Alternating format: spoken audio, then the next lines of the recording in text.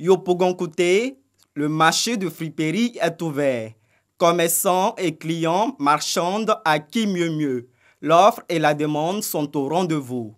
À 100 mètres de là, le palais de justice grouille de monde. Les demandeurs de documents administratifs s'impatientent dans la longue file d'attente pour déposer leurs demandes. Une reprise d'activité sous haute sécurité après les manifestations de la veille dans ce quartier de Yopougon. Les lignes de bus de la Sotra, momentanément perturbées hier, ont repris du service de plus belle. À Sipores, les transporteurs et commerçants ont repris le travail. Même constat au Carrefour Sable où la circulation est dense. Sortie de Yopougon est même un calvaire pour ces automobilistes bloqués dans les bouchons sur l'autoroute. On peut le dire, les manifestations d'hier n'ont pas eu raison de la volonté des Ivoiriens de vaquer à leurs occupations.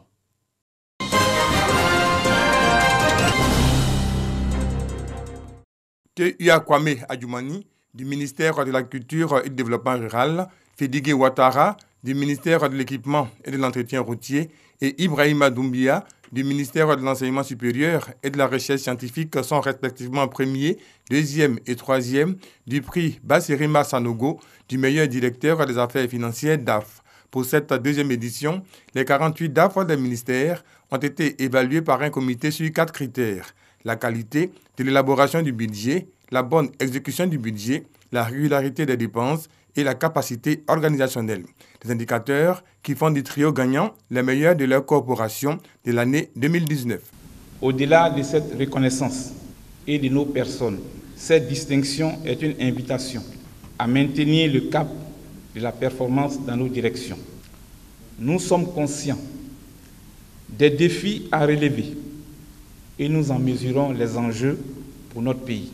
Au nom de tous les DAF, vous assurez de notre engagement, de notre disponibilité pour réussir ensemble la réforme budgétaire engagée par notre pays. En instaurant ce prix en 2018, le ministère du Budget et du Portefeuille de l'État veut inculquer aux DAF la bonne gouvernance dans la gestion des finances publiques.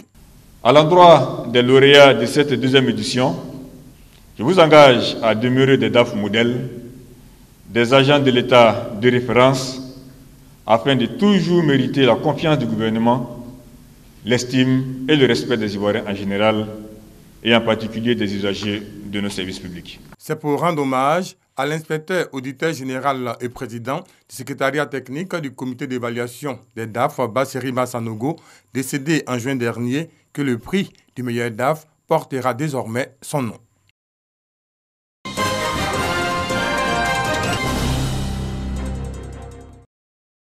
La journée africaine de l'état civil célébrée le 10 août dernier est à sa 3e édition en Côte d'Ivoire. Une édition fortement marquée par la pandémie à coronavirus. La célébration de Songon a de ce fait été consacrée à la question de l'enregistrement des faits d'état civil et statistiques de l'état civil en situation d'urgence. Pour l'Office national de l'état civil et de l'identification, ONESI, le principal organisateur de cette commémoration nationale, il importe, au moment où la Côte d'Ivoire est résolument engagée dans la réforme de son système d'état civil, de réfléchir ensemble sur la prévalence de l'état civil dans les situations d'urgence. À cet égard, le directeur général de l'ONESI annonce le déploiement prochain des méthodes automatisées de collecte de données à travers la technologie numérique, réduisant ainsi les déplacements des populations.